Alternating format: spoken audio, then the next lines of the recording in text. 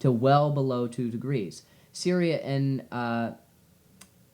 Nigeria, I don't know, are the two countries not signed to the agreement. Syria because of the fact that it's in a war, and Nigeria I can't remember. I can't remember why they left.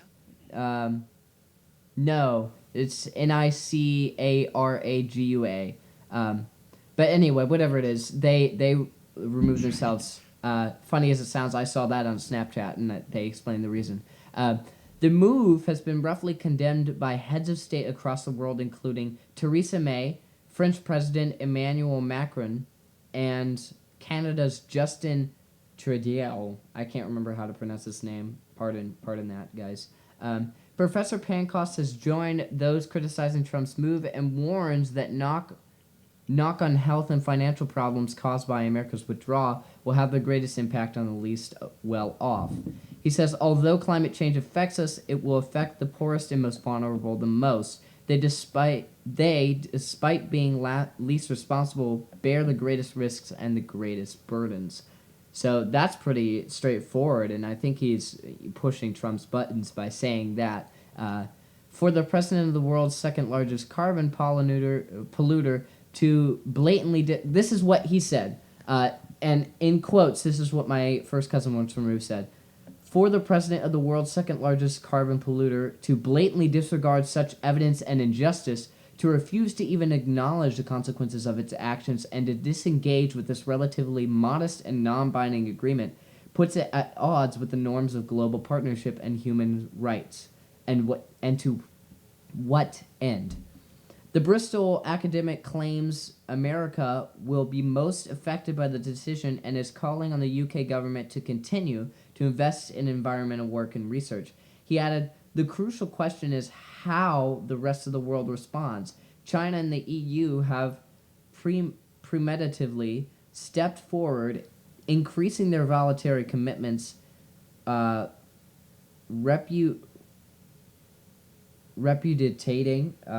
repudiating President Trump's decision and assuming the mantle of leadership. In the UK, in the midst of a general election, we should expect all serious parties to do the same. The UK has always provided leadership in this arena, recognizing that climate change is a non-partisan,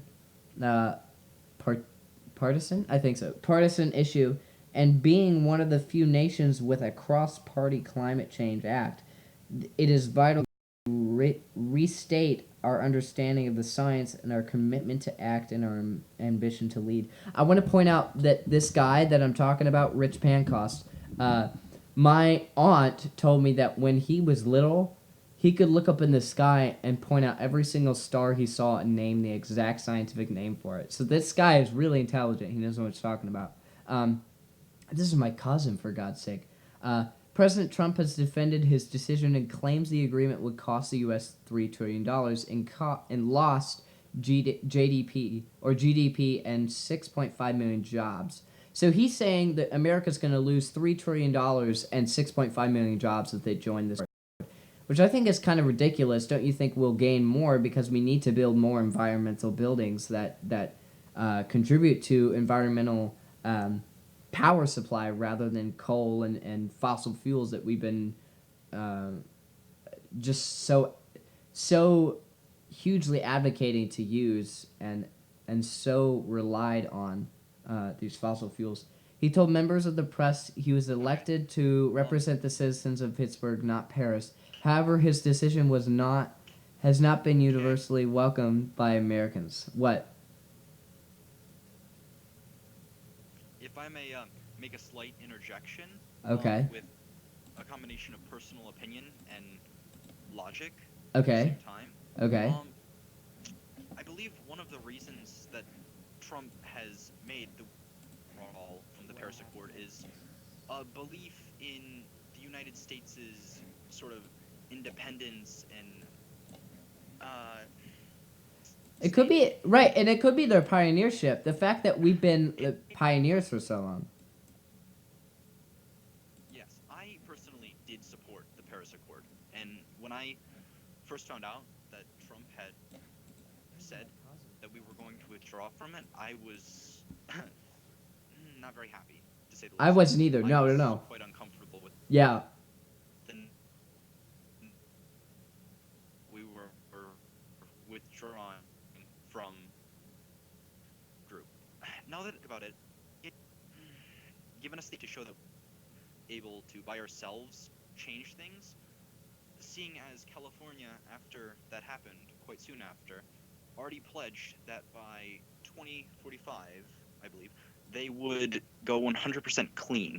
I mean, it Right. does seem Right. far off, but at the same time, as he did this, I was quite uncomfortable with the fact that he withdrew, but I was quite proud of the fact that Okay. a few states did step forward by themselves and say that they were going to continue Okay.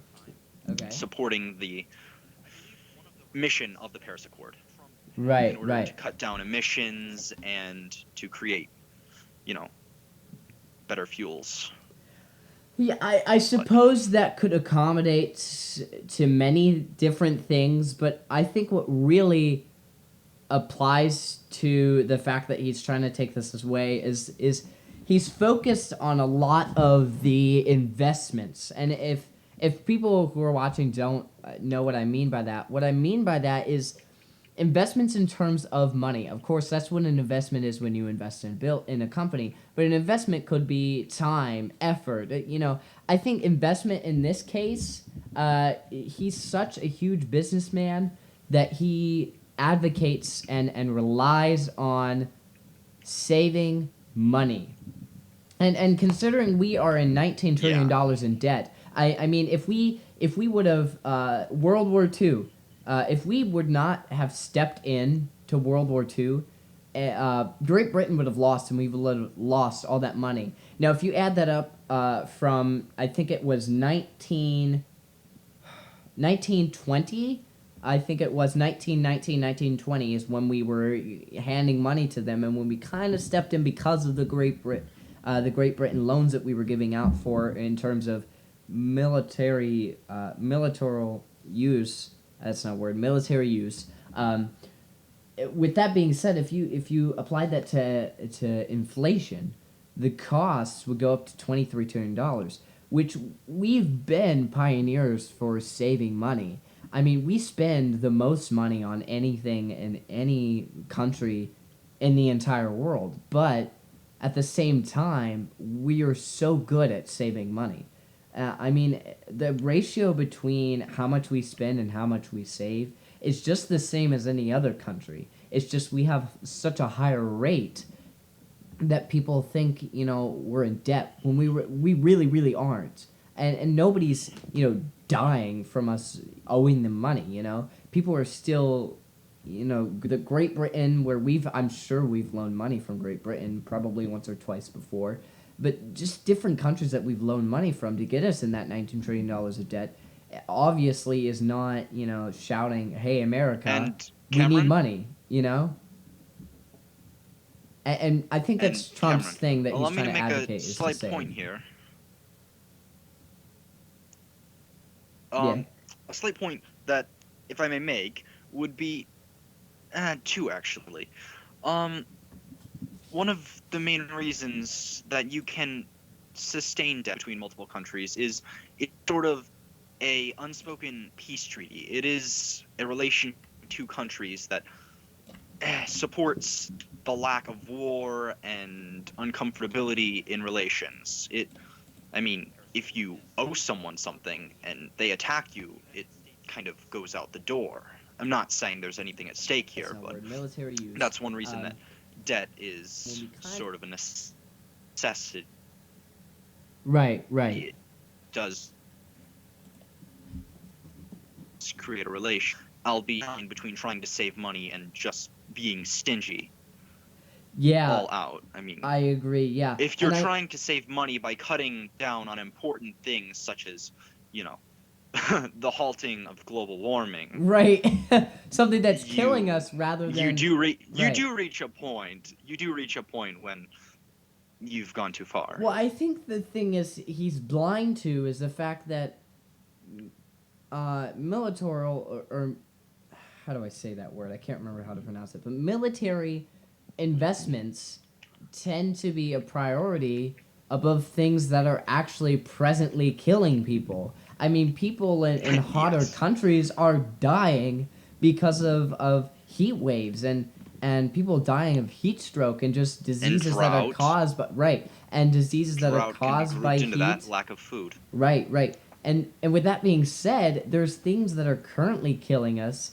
People aren't throwing atomic bombs everywhere. We don't need to keep investing in military investments. No, of course, don't drop every single dime to put right into climate change and then forget all about military because Well, yeah, right, military's always obviously. been an arms race. No matter how severe or how high the severity of the situation in terms of an arms race Or how would low. be, right, or how low, it's always been an arms race, and especially with unidentified levels of military investments in terms of like North Korea, we have no clue how much. As much as we'd love to say that we spy on America or we spy on North Korea, America spies on Yes. everyone. America cannot.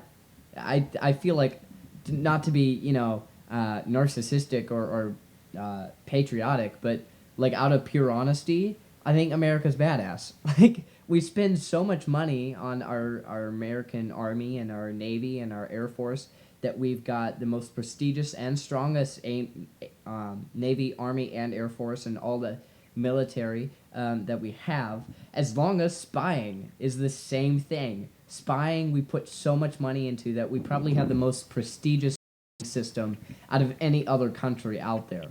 Well, And, well, with that being said, we that's still one of many don't. things we have. Right, and I feel like we still don't even have enough We're information. not simply a militia. We're Right, not a so, militia anymore. We're not a bunch of ragtag groups of gangs formed right, together in right, order to befall a government. right, and We are well although organized and prepared. right, and how much we really do spy on North Korea, we can't articulately define how much they're really spending on their equipment and their military investments.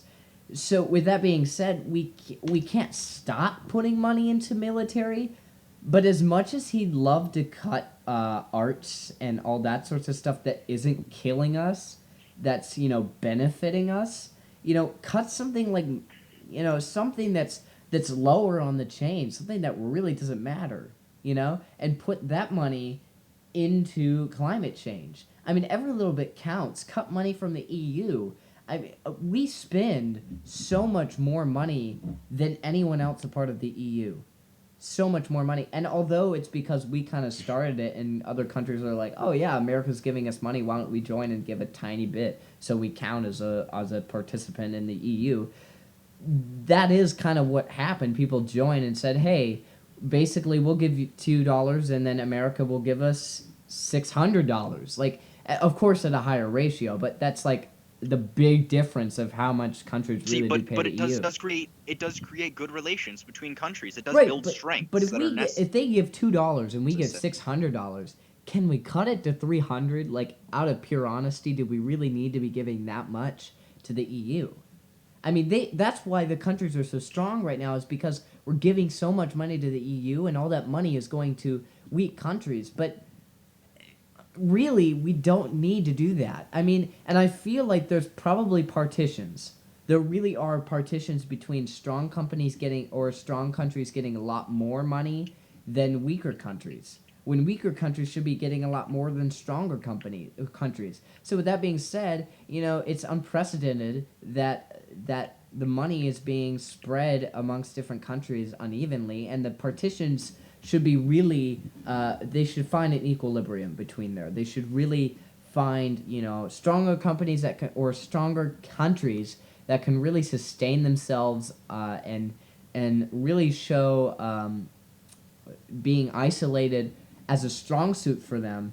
Something like that, give them less money and give the weaker countries definitely more money. That's why ISIS can take over so many different countries, because they're not getting the money they need. It's all going to other countries that supposedly need more, but that's because we have such a stronger tie. If Trump went to the UK and said, "Hey, look, man, you've got to be honest with me," like, and if you've got to be completely like you've got to agree with me here that these weaker countries are not getting enough money. Can I please cut spending to you? You know, because otherwise we're gonna get ISIS to take over a bunch of other countries, and we're constantly gonna get attacks. Like Manchester and London and all those different attacks that have been going on recently, just randomly happening because ISIS is getting more money because they're taking over the weaker countries and they take everything from those weaker countries. And ISIS isn't taking over big countries like Great Britain, like attacking Great Britain because they have the money, or Great Britain doesn't have the money, but because they're able to take over weaker countries and take their money.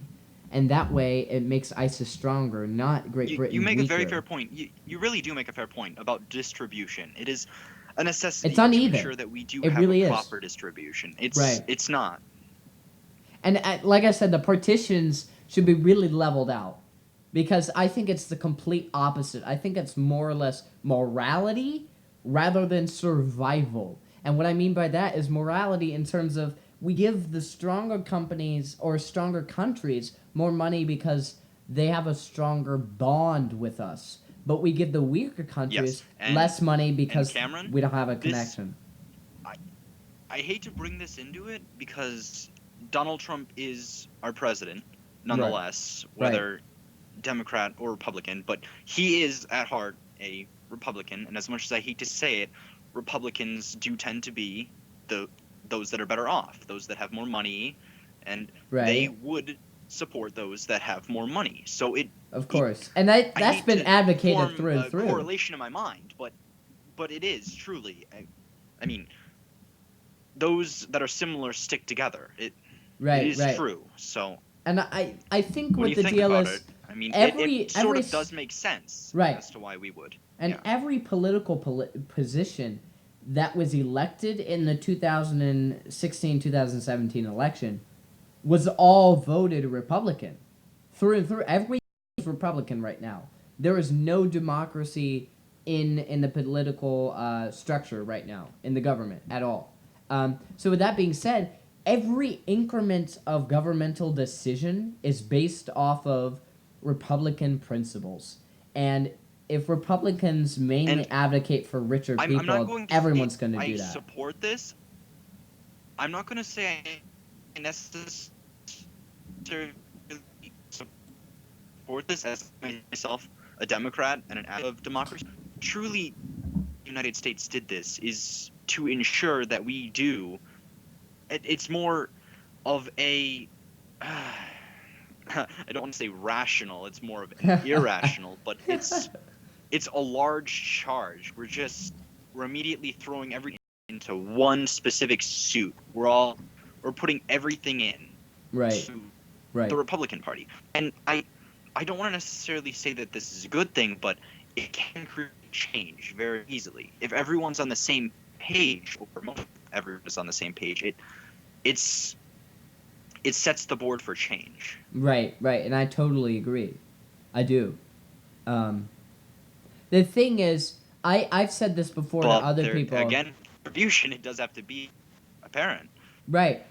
And I've said this to other people, the fact that, you know, if we all went, I talked about this the other day with a friend, we were talking about primates and how potentially primates could go back to a primal state where we are all caveman again, I suppose.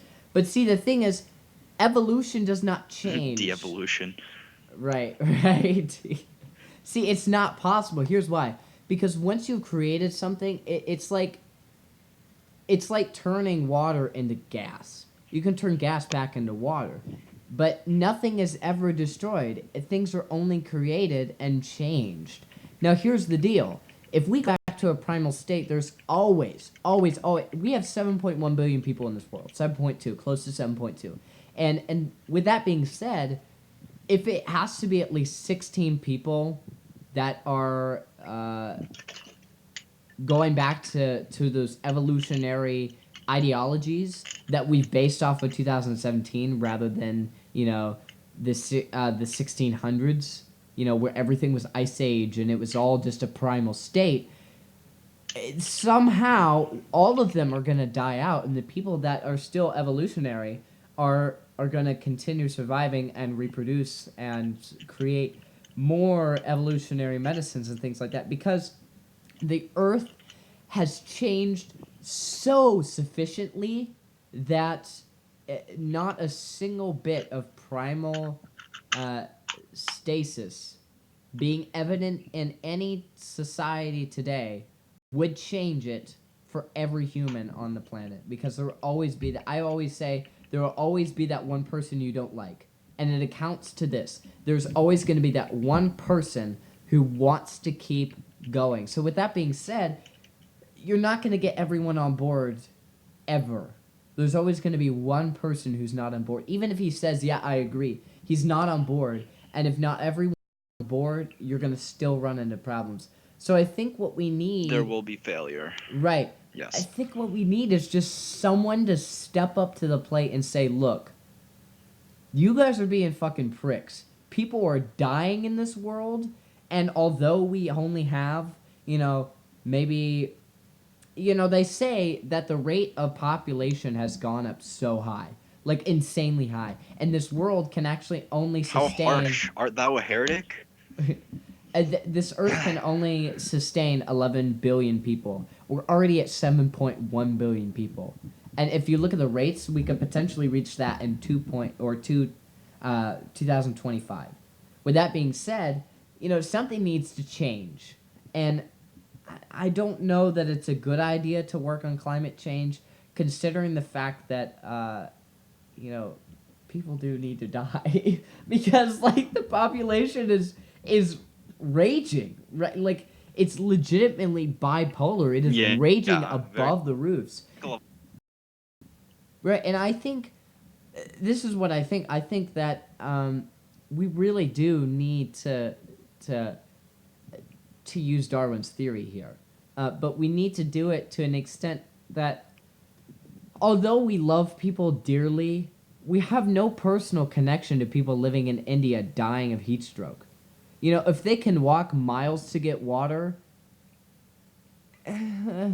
why can't they walk miles to a local town, and get medicine? What theory are you simply referencing here? Are you referencing survival of the fittest, which does not appear to apply to our race? Natural selection. It applies to... Okay.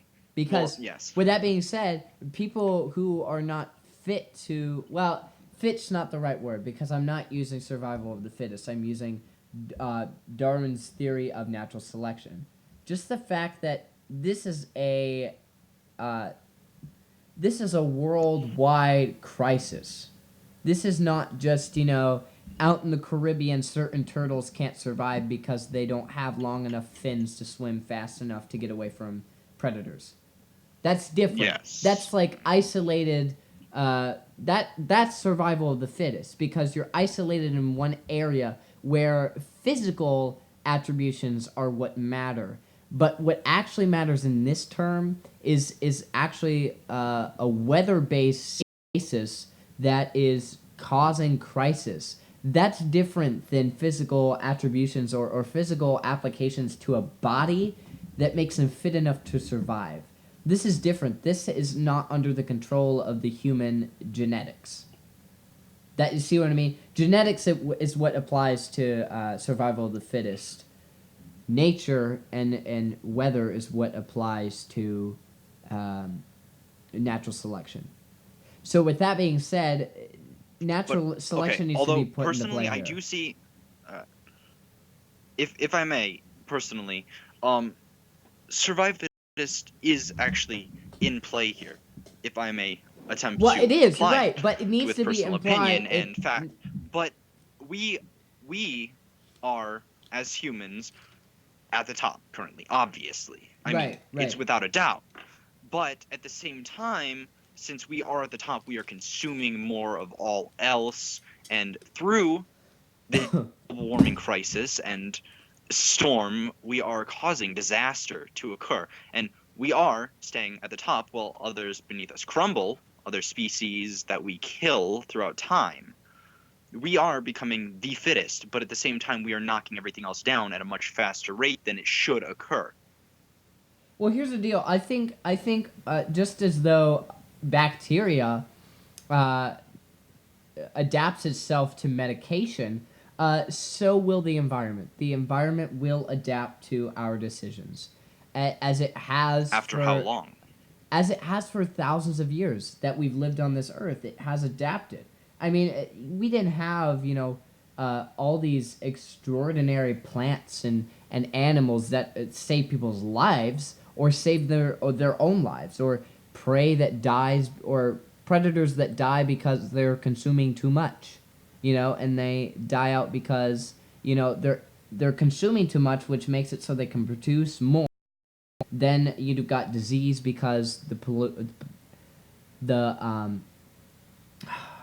gosh, I'm think starts with a P. Why am I blanking on this? Pol amount of something. A group of things. The amount. Like the amount of Something. the amount of people in a society. Starts with a P. Group of things. Population. Are you Yes, talking about population. Population. Why did I blank on that? So the population grows in a species because they consume too much and they are able to produce more. With that being said, with the pollution being so high, or population being so high, disease can spread quicker. So I feel like things that are able to stay fit, I mean, theoretically, these things will die out. I mean, if we stay on the top of the food chain, things will continue to evolutionize and things will catch up.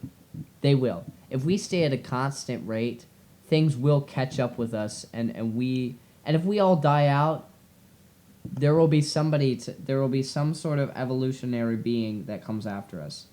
I mean, we're here for a reason. We can't sit here and say humans must live forever. We've got to save the world.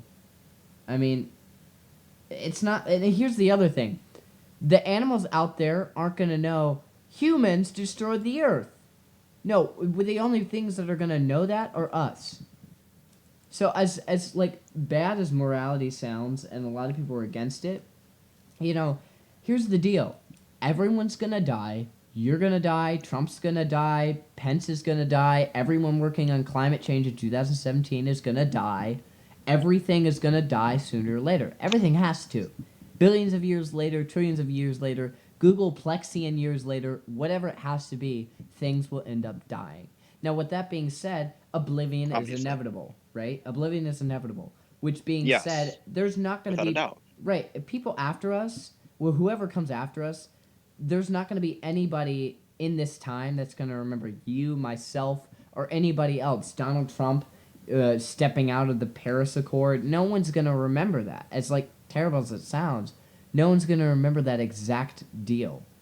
And this is what I'm trying to get to, is the fact that we're focused too much on At the same time, I believe it's about preservation, Cameron. right. It's about preservation of our personal ideas and beliefs, and keeping this world that we hold in our hands, keeping it safe for our prosperity. It's keeping it safe for our own personal well-being, right. so we can continue to live on it as the human race and continue to use it, and obviously. Right. But my point is, it's maintaining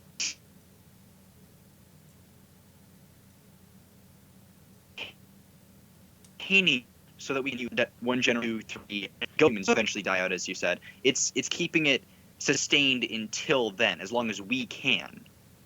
Right.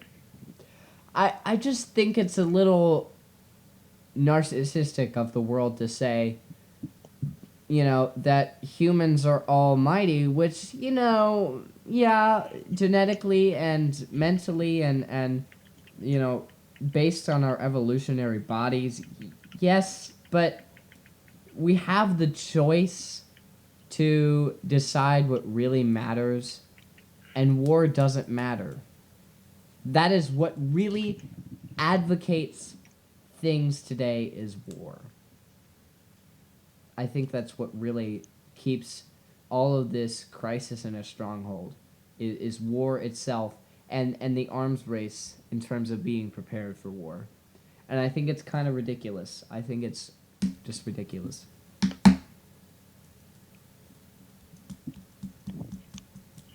So personally, I believe some points that are necessary to be made are simply ones that have already been brought up throughout the entire discussion. I believe that it may not have been necessarily so bad that Trump has pulled out of the Paris Accord. I believe it was not the most intelligent solution to any problem that was non-existent, but witticism. But I believe it could have been much worse.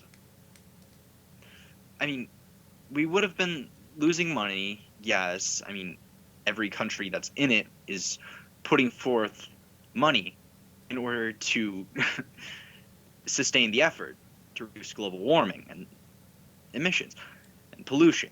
But at the same time, it might not be all that bad. It could Well, promote here's the working deal. together This is what I as think. Americans in order to ensure. This Yeah. is what I just thought of. Go This ahead. is what I just thought of. The fact that he states that we will lose $3 trillion, right? Yes. And that may be true, that may not be true. Here's the deal.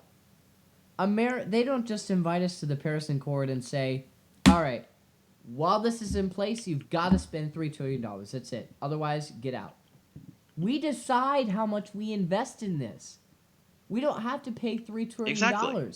We can pay, the least amount of money, and for the morality of it, we can be a part of the Paris Climate Accord and be good people.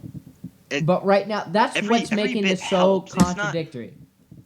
And so It's not a club. such a There's problem. no club fee in order to stay in the little Right. club. It's Right. just it's donation. We Right. put forth an amount of money And I'm sure there's in a order lot more to attempt to it. sustain it. Right, and I'm sure there's a lot more to it that do require us to pay a certain amount. But there's no way on earth that we have to pay $3 trillion.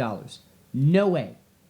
And with that being said, there's no way yeah. we couldn't have gone into this and Yeah. said, It okay, definitely has some sort here's of the wiggle room. deal. It's not What do we need to do? Right. And we cannot, we can go in and say, look, we expect to lose $3 trillion.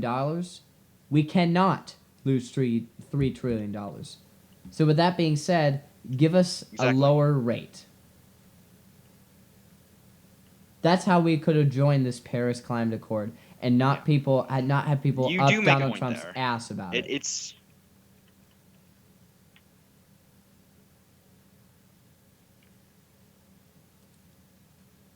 So yes.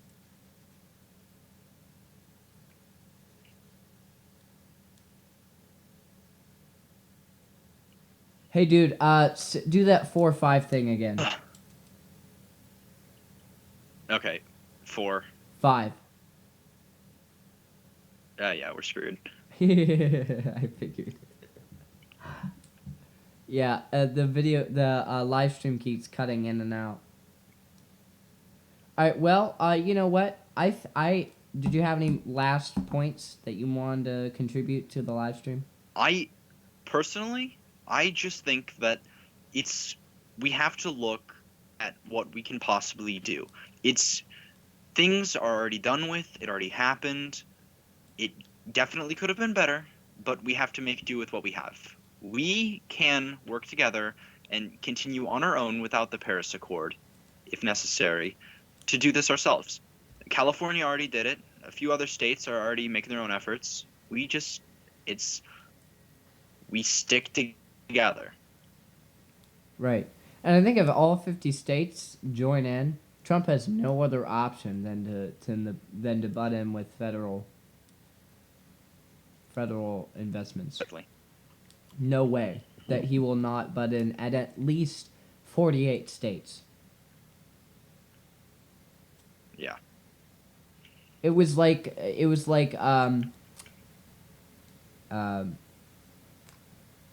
civil rights.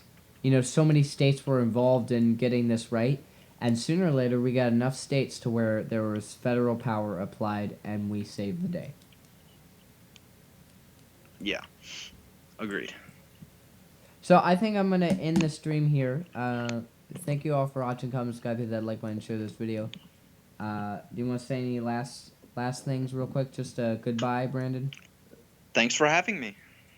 Yeah, no problem, man. So yeah, again, thank you all for watching. Comment, subscribe, hit that like button, share this video. I will see you in the next video. Bye Or bye. as humans.